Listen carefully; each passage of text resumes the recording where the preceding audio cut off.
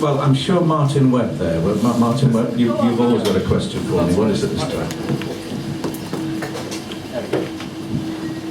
Is it really true that on the 1st of January, at 9 o'clock in the morning, you sat down with a completely blank canvas and started the album? Well, yeah, 1st of January 2013, and yeah, it's a bit of a challenge to myself, really, to see if you go in with nothing in your head at all, is something going to happen, or are you going to be, lunchtime comes and you're still thinking, oh, I'm not even going. But in reality, it does, perhaps with the passing of years, you get more confident that you're going to come up with something, and after 2 or 3 hours, something is there. It may not be great, but it's a start, and it's something you can work on. So I just started at the beginning with a kind of a flute motif and an idea for a bit of an intro thing, and by lunchtime I had that kind of nailed, then moved on to a bit of a verse and a tune and a few bits of lyrics, and I didn't know it was going to be called The Doggerland. I've always been fascinated by that bit of soggy land bridge that joined us to Europe in a way that even Nick Clegg can't dream about. And so it was a kind of it was at the end of the last ice age when people found it possible to wander, not for the first time, but in terms of Homo sapiens anyway, the first time to get over into what became the British Isles. And of course, they were all from somewhere else. And that's something that's always fascinated me, the idea that we are all from somewhere else. If I'm abroad and I meet one of those people who, you know, who accost you in the street, they're trying to sell you something or steal your wallet, that the first gambit is always, where are you from? You know, and I guess it's very tiresome. I can't be bothered to say anything because they've got a ready answer. They're going to keep you there until they've got what they want. So my response has always been to just look them in the eye and say, somewhere else. And they're not prepared for that, and you can just kind of walk away. But it's absolutely true. None of us are from where we pretend to be from. You know, some people think I'm Scottish. If I was able to vote in the referendum, which Mr. Salmon will not allow me to do because I pay my utility bills south of the border. A bit like you, Gavin, but I won't throw you into this. Well, he gave me some advice. He said, you want to vote in Scotland? Buy a house.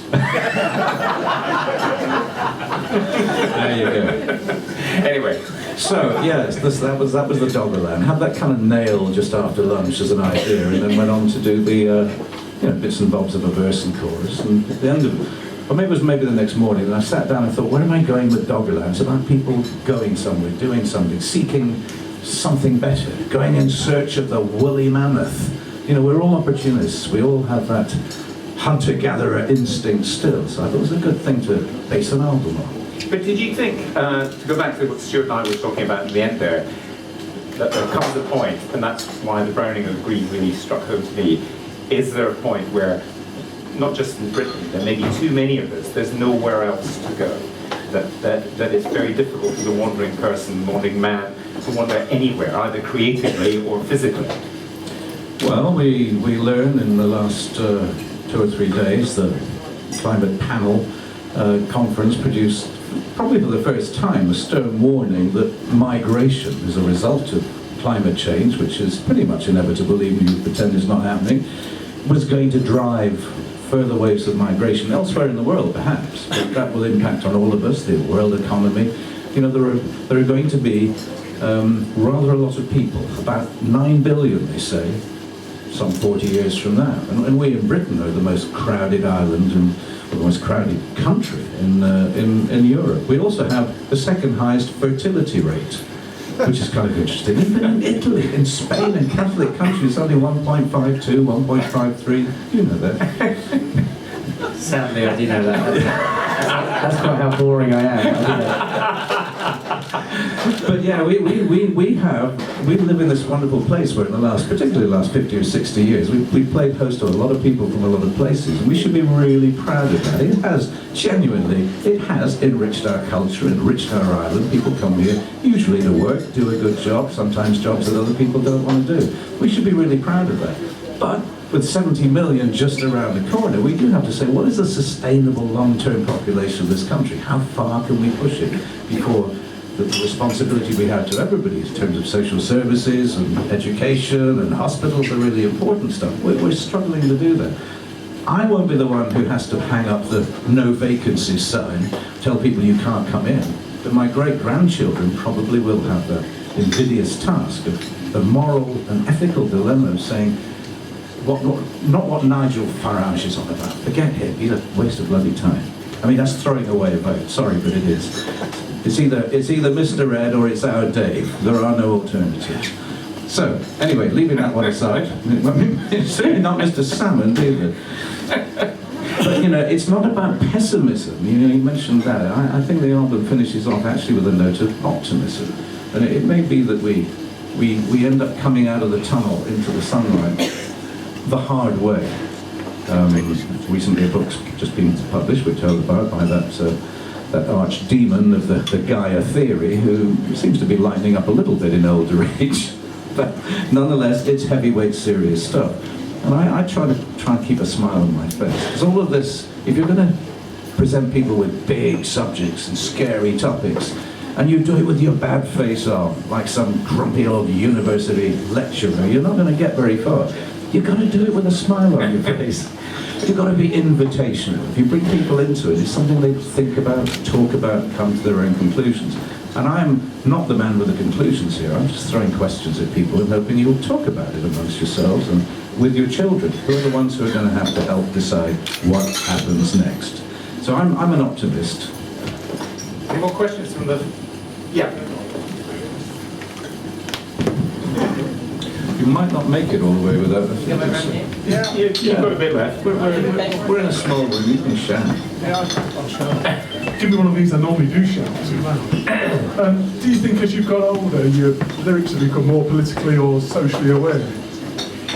Well, it's they might have become a little more socially or politically sophisticated. But I mean, I was in a grump back in 1970 with songs like My God and Cross-Eyed Mary. I mean, these are things about topics, you know, child sex, the perils of overly authoritative and corrupt religion. These were things I was talking about when I was just out of nappies. I wasn't doing it very well, not in a terribly sophisticated way, but I was trying to make points, trying to create something of a question rather than necessarily the answer. So yeah, I'm probably a bit more detailed, a bit more thoughtful about it, but no, I'm still in a grump, but I'm a friendly grump.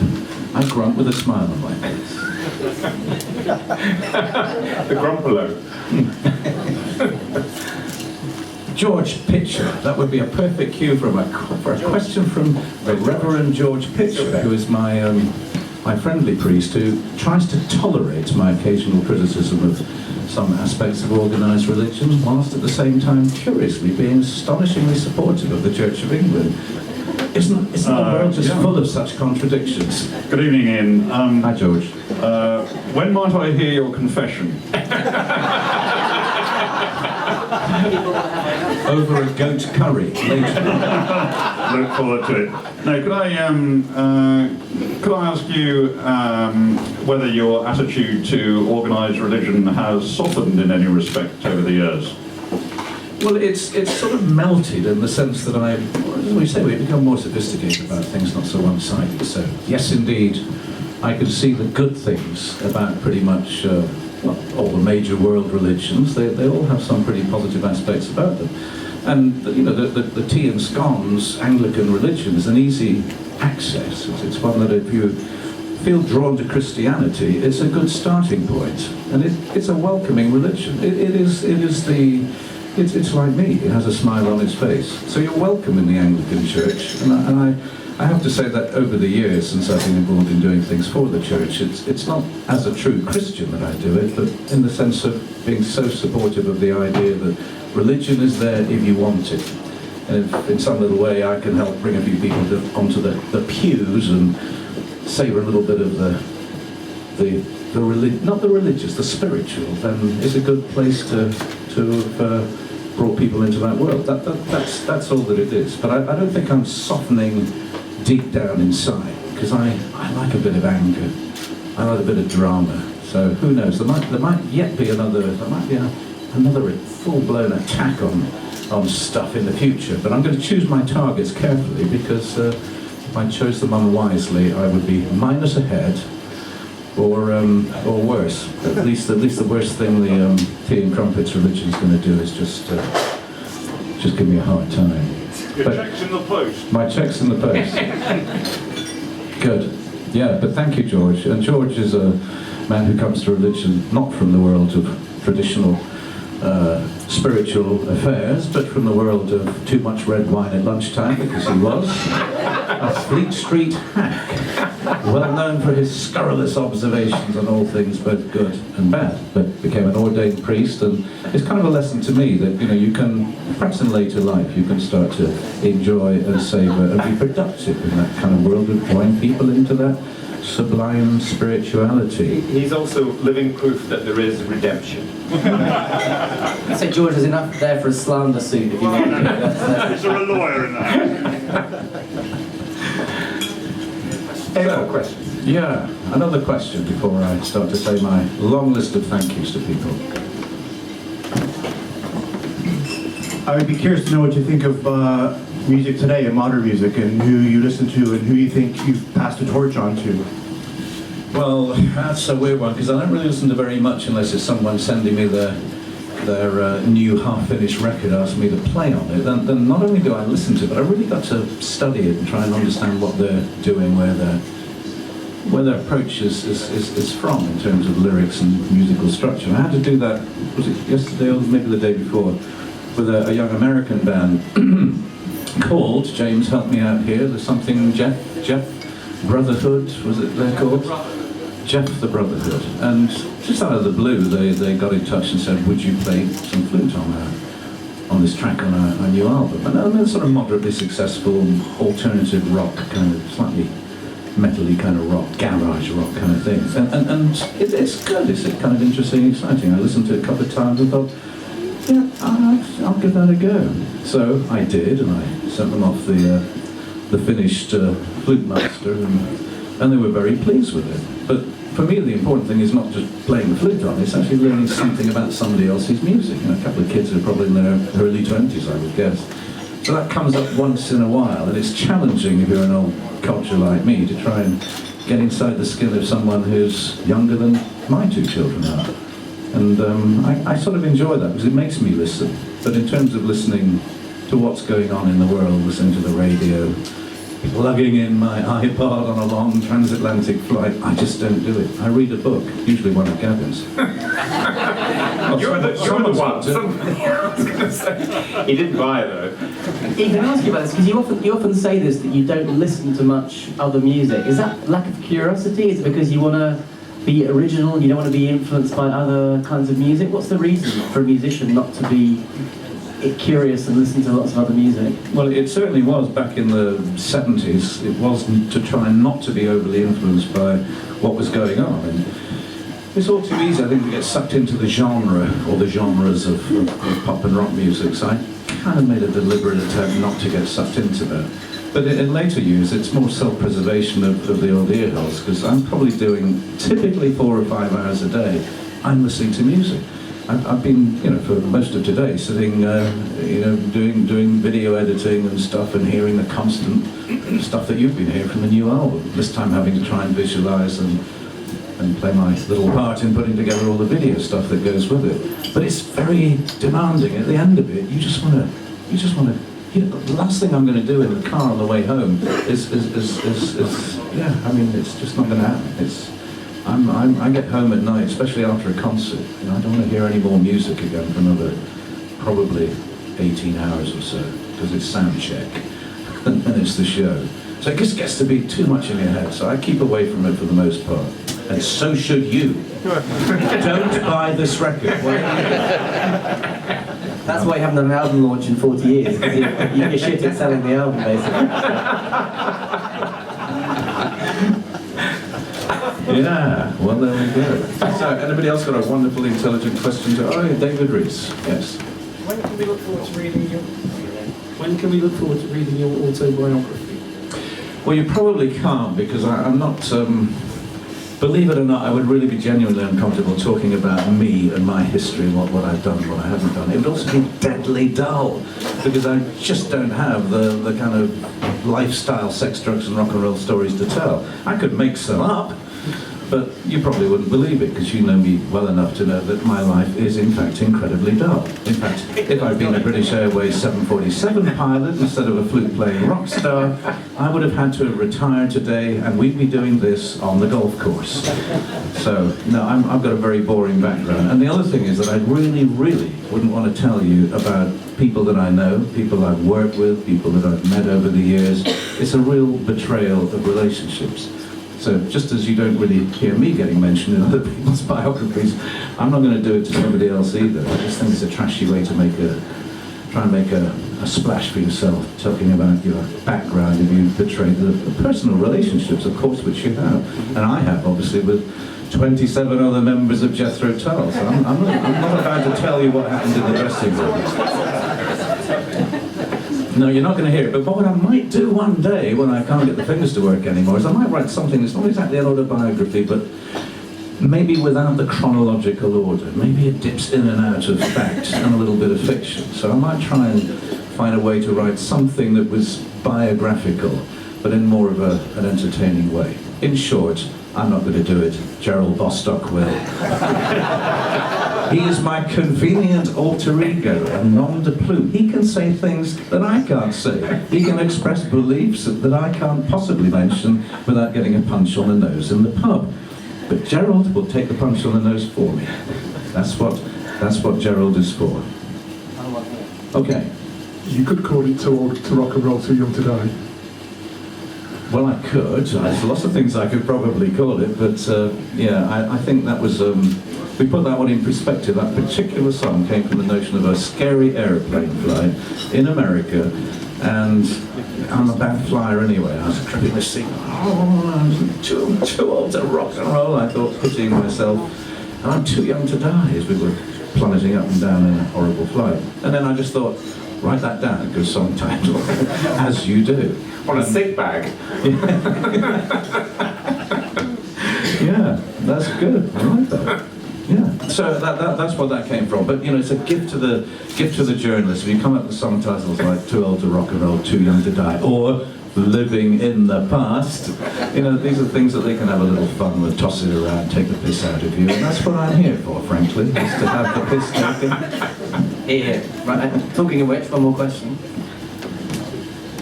Hi, Ian, Mark Taylor from Record Collector magazine. And talking of journalists and phone up, we always have like little private chats amongst ourselves. And you've got your own little way of greeting people. When I met you many years ago, we sort of knocked elbows together, and somebody else saying you sort of shook a little finger together. So can you just explain to us, for the record, why you never give a firm handshake? I think he's questioning your masculinity there. I think he is. I am both grumpy and limp. And the reason that I'm limp is because about 16, 17 years ago, jumping off a stage at a sound check, you know, as you do, rushing down to go and listen to something out front, and I twisted my hand as I was jumping off, and I had kind of a bad sprained wrist for days or a couple of weeks. But thereafter, over the years, it's my Achilles heel. If anybody squeezes my hand, I get a really nasty pain. And I've been to, obviously, to talk to specialists about it. So listen, you can still pick up your suitcase, or better still, pick up your wife's suitcase and push the trolley around Waitrose. Settle for that. That's good enough. And I can do all those things. I can use my hand in almost every possible way, and it's just if somebody squeezes it, I get a real pain. But it's not about, you know, being worried about people's bugs or germs or whatever. So I do offer them the limp finger, which strangely most women are quite appreciative of. But you guys, if I give you the limp finger, you go, ooh, ooh, not nice. I'm interested because you're also an advocate of having prostate examinations on a regular basis. Is this finger connected to that? Well, I think like most people, I know a few folks who've suffered from prostate cancer as they get into middle age and beyond. And I've been going for my slippery finger test every year quite religiously for a while. In fact, my GP, my local GP, was auditioned from several in the practice on account of her slim fingers. And one guy came out with what looked like a bunch of saveloys on the end of his arm, and no chance, he didn't get the gig. So the prostate exam is something we guys have to learn to love, and we've got to do that because by the time you leave it till too late, it could be a pretty nasty and serious thing. Whereas in 90% of cases, catch it early, it's probably not going to kill you. So that's part of that thing, that's the health service message, but why stop with prostate? What about a good colonoscopy, huh? And I do that because my brother died of colon cancer some years ago. My good friend of arch Republican background, Tony Snow, who was the press secretary for President George Bush the younger, he came down with prostate cancer, and the last thing he said to me before he died was, go and have that checkup, because he knew my brother had died of it. So I've been doing that for a few years, and it's, I've rather grown to like it. You know, it's that wonderful couple of days of preparation for a colonoscopy, which actually is the big thrill, because you get to drink gallons upon gallons of this vile-tasting stuff, which causes a rush to the loo and an evacuation that even a king prawn jalfrezi is not going to get near, let alone the goat curry, which I'm going to read after the show. So yeah, I do that stuff. It's frankly, it's a pain. It's just another record launch really here, isn't it? That kind of conversation. Right. Okay. Evening, Ian. I'm just wondering whether the flute is your favourite instrument or not. And if so, is it true that you attempt in other directions at some point? Or are you playing other instruments these days? Well, yeah, lots of instruments attract me because of their very different physicality. You know, playing a ukulele can be fun, or playing a flute or a guitar or a piano. I mean, they're all sort of physically quite different from each other, so there's a bit of an attraction in trying to learn to fly a different kind of bowing. You know, they seem to be all of the same family, but you know, you can only really qualify on one at a time, so pilots tell me. So I decided I would try and stick mostly with the flute and strum a bit of acoustic guitar, particularly as a songwriter, which is, you know, my kind of main tool is to take my little petite travel guitar and my rusty old practice flute into a quiet place and use those to try and conjure up some ideas for a song. So they're my two most treasured instruments, but I don't have a weird thing about these individual instruments. To me, they're just tools of the trade. I'm like a plumber, you know, I'm going to make sure my hammer is reasonably clean and it works, and my saw is probably just about sharpened and it'll do the job. Why would a plumber have a saw, we ask ourselves. It's just like that with the flute, you know. I want it to work, I look after it, I keep it clean, I keep it tidy, but it's no special flute. It doesn't mean anything really hugely personal to me. And neither do the other 10 or 15 that I own, because again, they're just things that I use to do my job. I don't get too personally attached to them. What about you, Stuart Wood? Because you don't have a thing that you have to do. You're an ideology is what drives you. But do you have any kind of weird thing about a watch or a car or a gardening tool, perhaps? I always go around with ginger hair. That's my main thing. Peculiar peccadillo that I have. Are you attached to it? Very attached to it. Unlike other. It's not a wig then. Good stuff. I'm going to read you a lyric that's my sole attempt at a bit of performance tonight. And then I'm going to do some thanks to everybody and send you on your way. And I'll be thanking you too for just being here. But you mentioned new blood, old veins. This is about that moment where Brits became Brits abroad, and the common working man and himself and his wife and his children could accompany him in the Morris Traveller on the first roll-on, roll-off ferries. And then the budget flights began.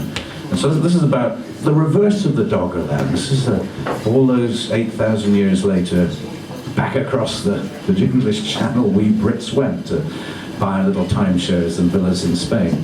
So this is called New Blood, Old Veins. I'm not going to sing it, I'm going to read it. New blood, old veins, ringing in the new dawn. Like it, lump it, old chips with curry on. Let's get to it, Tempest Fugit, time to cheat the coroner. Affordable package tours to the land of Johnny Foreigner. Spoken as Nigel would to Saturday. New blood, old veins, kids can't wait to be gone. Next door, jealous neighbours peeping through the curtains drawn. Half-timbered Morris Traveller, pop the luggage in the back. On the ferry, getting merry, bending over, builder's crack. Out there far beyond Victorian piers and palisades, have to toss the candy floss, no more ginger beers or lemonades. Roll on, roll off, duty-free Dover Calais, wet the lip, a hefty sip, cheap brandy, jolly Beaujolais. Time to visit fresher places, don't be fearful, we'll join the clan. Just be mindful of who's the master, don't pinch the sunbed. Understand, we're going mental, continental, socks and sandals, tapas bar, got a phrase book, bought a timeshare, lessons in Spanish guitar. Goodbye, Blackpool, going where sun is guaranteed. Drink it down, throw it up, Watney's red, just what I need. Knotted hanky, worn too late, melanoma's such a pain. Not too far from hot Malaga to Luton Airport in the rain. Thank you.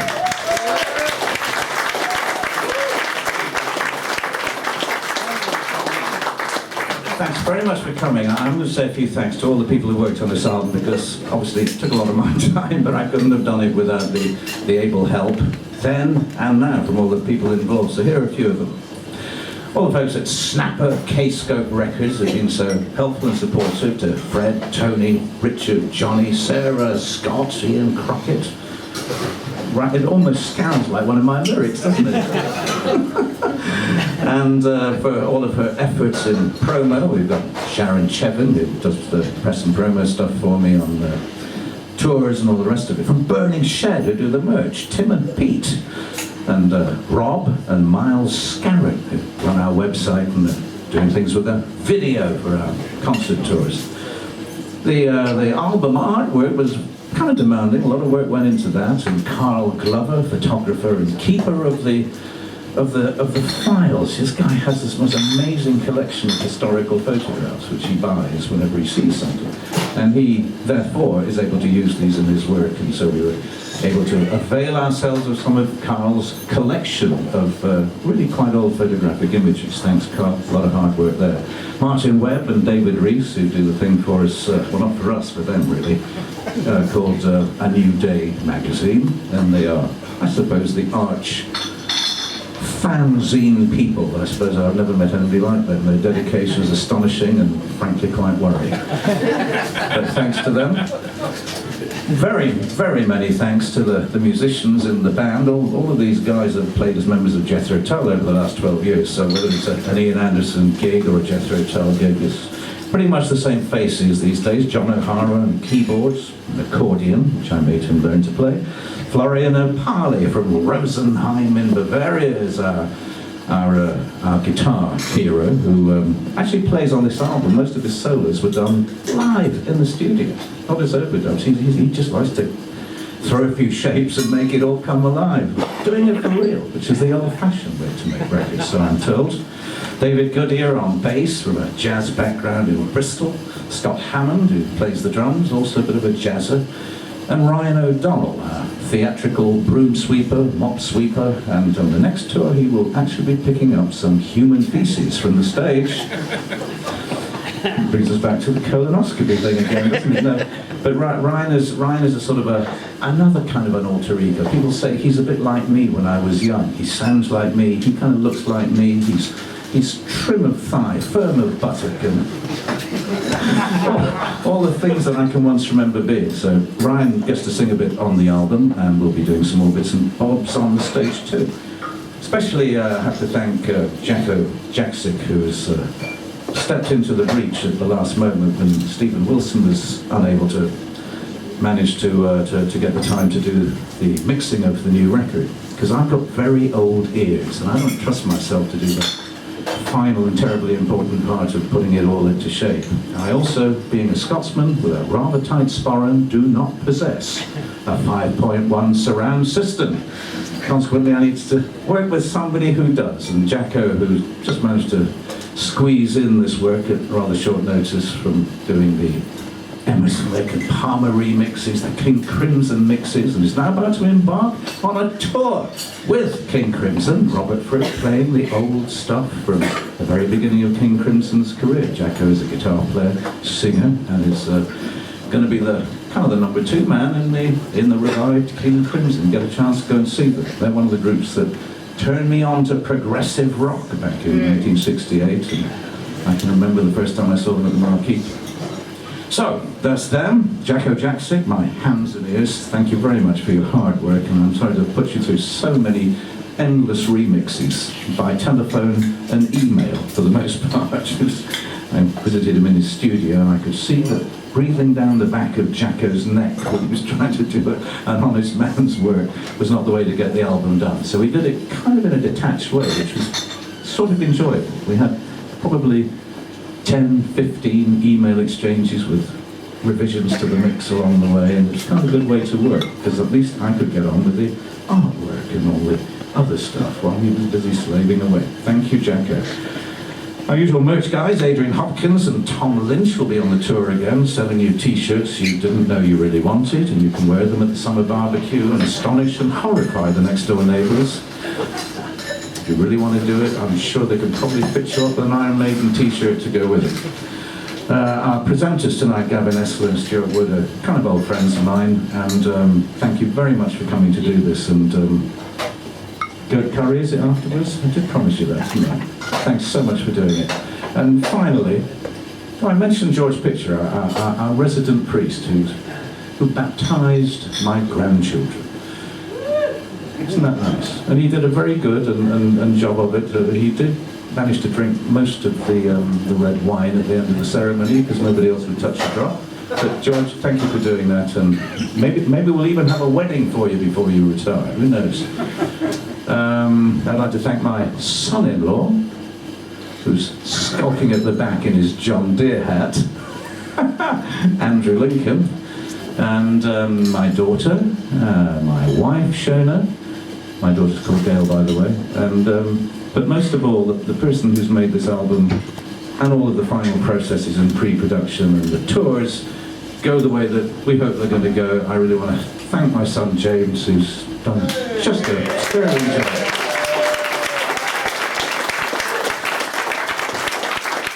And puts up with grumpy old dad in a way that no son should have to do. James, thank you so much. Okay, that's about it for me, and you may go on your way into the night, and I hope you do get a chance to listen to the album and read Gerald's lyrics. Thanks again for coming, and maybe see you in another 40 years for a record launch. Thank you. Good night.